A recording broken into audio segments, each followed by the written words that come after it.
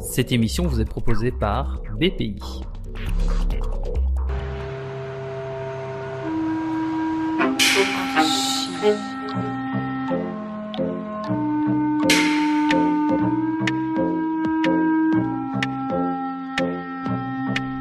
Bonjour et bienvenue dans Archurbain, l'émission qui vous parle d'architecture et d'urbanisme à Bruxelles.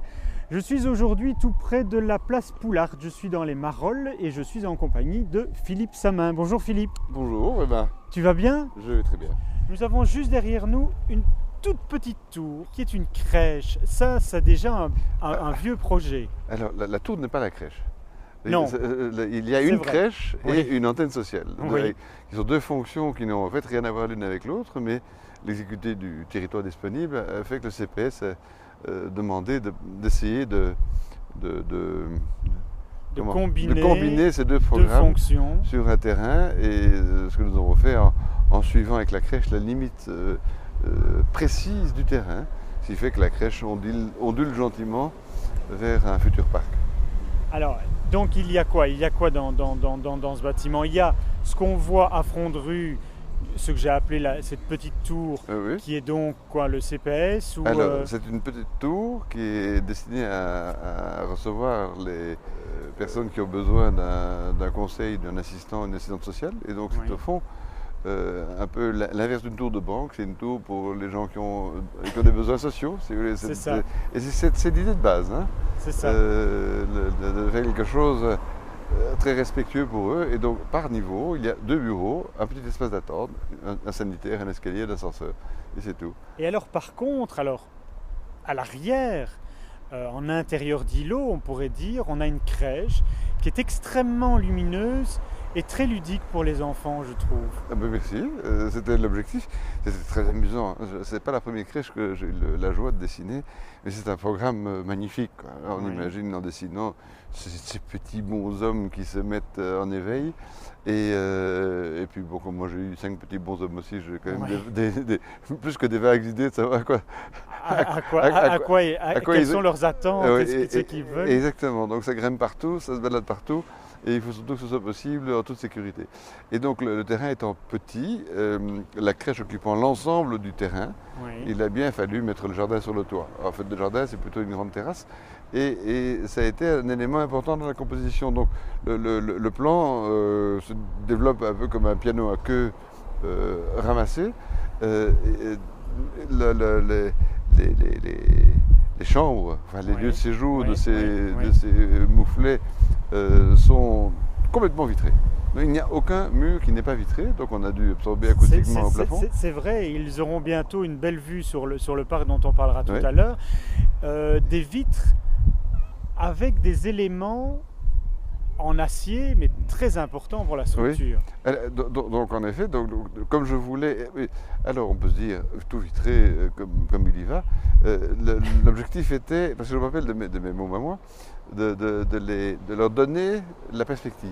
Oui. Rien n'est pire que de mettre un bébé dans un espace entre 4 murs, sauf à le promener régulièrement. Mais là, comme ils sont dans une crèche par définition, ils y sont pour quelques heures. Et donc j'étais préoccupé qu'ils aient cette espèce de vision libre, donc d'un côté vers le futur jardin qu'on attend avec impatience, et de l'autre côté sur un dispositif amusant qui est une rampe dans une cage qui monte en pente douce, moins de 5%, qui après 3 longs périples aboutit sur la fameuse terrasse. Et ce qui crée un puits de lumière. Tu feras j'espère que tu pourras faire des photos de l'intérieur. On va voir des images de l'intérieur avec du beau temps. Exactement, mais tu vas voir ça. Cette lumière éclabousse, scintille partout, et pour forcer le trait, les parties opaques entre fatalement la vitre et puis la terrasse, il y a bien un plancher et une bande opaque. Et toutes ces bandes opaques, je les équipais de miroirs. C'est un tic assez fréquent chez moi. Mais en mettant ces miroirs, si tu veux, ça dilate encore plus. C'est pas ça qui reflète la lumière? Oui, c'est en effet. Voilà. Pour parvenir à atteindre cette obsession, ce rêve, cette envie, cette volonté de faire une boîte la plus vitrée possible. Mais donc pour ouvrir à ces bords-mains la transparence, et tu vas voir, ça marche. J'en ai vu aucun malheureux, et au contraire. Ils ont l'air tous heureux. Oui, et alors, en plus de ça, ils prennent des pauses, parce qu'ils se rendent compte qu'on les regarde. Donc il y a tout un cinéma. Même, il faut rendre ça possible, je ne voulais pas de colonne. parce qu'une colonne, là, ou 2 colonnes, ou 4 colonnes auraient été disgracieux dans l'espace. Et donc, j'en ai mis 1000. J'en ai mis des centaines, j'ai mis des allumettes, et donc ce sont les petits... Oui, c'est vrai, c'est tout petit, on a l'impression que c'est juste le châssis. Le châssis de la fenêtre. C'est le châssis de la fenêtre, Ouais. mais le châssis de la fenêtre que j'ai calculé de manière à ce qu'il puisse supporter la toiture et le plancher en béton. Et donc c'est en effet un simple tube en acier, sur lequel on a vissé 2 petites lattes en acier pour tenir le vitrage, aussi simple que ça. Et ça tient. Et comme tu vois, ça tient toujours. Ça tient depuis longtemps. Et c'est même résistant au feu. Hein, donc. Ce bâtiment, cet ensemble de bâtiments, combien de logements au total, tu sais? Alors, tu me poses une colle. Il y en avait 250 et on n'en a plus que 200. Vous avez réduit? On a réduit le nombre de logements au fait des plus grands logements avec un plus grand nombre de chambres. Mais c'était sinistre parce que ce bâtiment avait 50 ou 60 ans, qu'il avait subi l'épreuve du temps.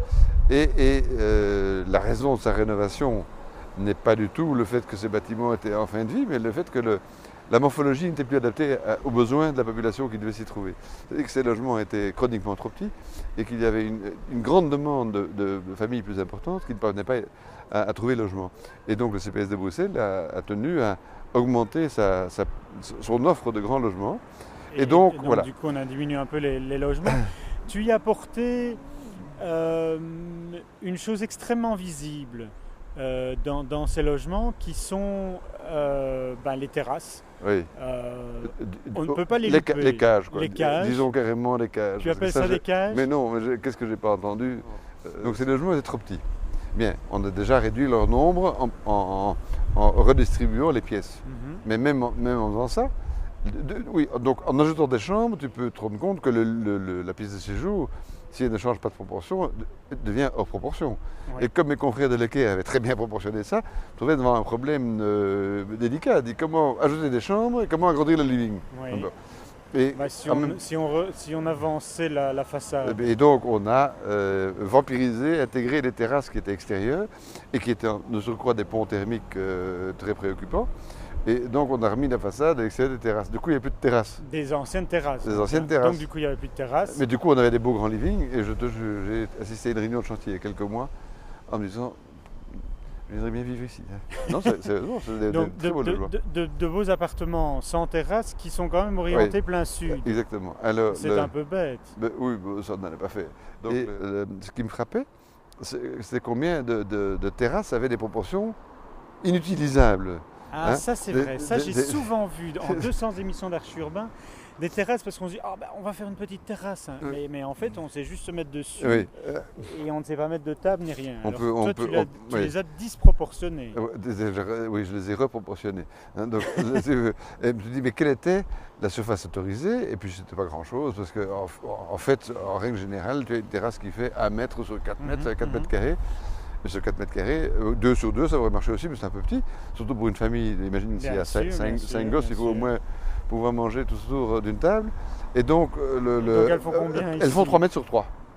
Mais c'est beaucoup plus utilisable. C'est 9 mètres carrés. Mais donc du coup, 9 mètres carrés, c'est un appartement à Paris. Hein. Oui, d'accord. À Tokyo aussi, oui. Mais donc du coup, oui, c'est peut-être un peu plus cher, mais c'est surtout sur la route, sur le trottoir. Attends, laisse-moi terminer d'abord l'histoire des... Donc, c'est pas seulement 3 sur 3 en plan, c'est aussi 3 sur 3 en élévation, donc c'est un cube, ce sont des vrais cubes. De manière à donner, elle a l'idée dès le départ, et je ne suis pas parvenu à convaincre l'urbanisme, c'était de faire toutes les parois en tôle perforée. Donc je te parlais de tôle perforée, suis-je bête? C'est un très bel exemple, ça. Tu vois bien que c'est transparent. Et ce qui est gai avec ces tôles perforées, c'est que c'est moins transparent de l'extérieur vers l'intérieur, et c'est beaucoup plus de l'intérieur. Donc tu as une position d'observateur sur ta terrasse, ce qui est agréable. Et ça aurait encore été beaucoup mieux si on m'avait laissé faire, c'est-à-dire faire l'ensemble des faces perforées avec des panneaux pivotants. Alors c'est à ce moment-là qu'on a commencé à traiter la petite boîte de cage, tu vois. Mais voilà. Donc ceci dit, il en reste suffisamment. Et donc, oui, une des autres idées était évidemment d'avoir un plafond perforé, pas étanche, mais qui était destiné, tu as vu certains en jouissent, à accrocher des plantes, à accrocher une bougie, accrocher un vélo. Ce qu'ils font. Oui, ce qu'ils font. Donc c'est bien, c'est que le bâtiment est digéré. Je dis toujours, un bon bâtiment est un bâtiment qui est digéré par son habitant. Oui, tout à fait. Ah oui, non, c'est très gai. Et de ce qu'on me dit, en espérant qu'on ne me demande pas ce que je ne crois pas, les habitants sont heureux, c'est quand même essentiel. Et sont demandeurs. C'est quoi le projet dont tu es le plus fier de ce que tu as construit? Tu connais la réponse. Le suivant. C'est une bonne réponse. C'est une évidence. Et c'est pas pour ça que je suis infidèle et que je n'aime pas. Mais c'est vrai. Mais je suis un papa collectif.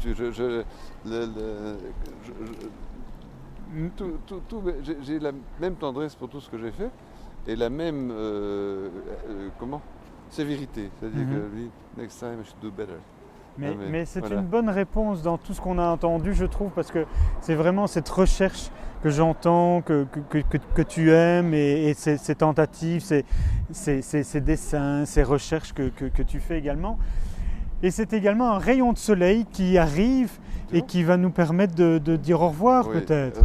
Rien n'essaie d'espérer pour entreprendre. We have done it. Yeah. Philippe, je te remercie donc pour ces nombreuses explications. J'espère qu'on se reverra avant 6 ans. Écoute, tu es le bienvenu. Le café est bon, il y a une place de parking. C'est vrai. Viens un jour au bureau pour que je te montre l'effervescence amusante qui s'y déroule. C'est vrai, je vais faire ça. Et tu n'es pas obligé de venir avec ta caméra aussi, mais tu peux même venir Je peux venir sans caméra. Bon, voilà. Alors on verra si je viens ou pas, avec caméra ou pas. Voilà. D'ici là, vous pouvez voir et revoir cette émission sur www.archiurbain.be.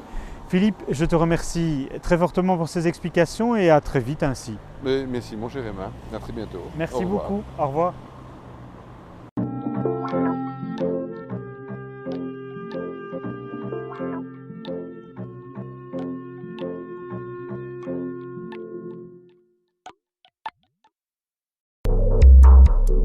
Cette émission vous a été proposée par BPI.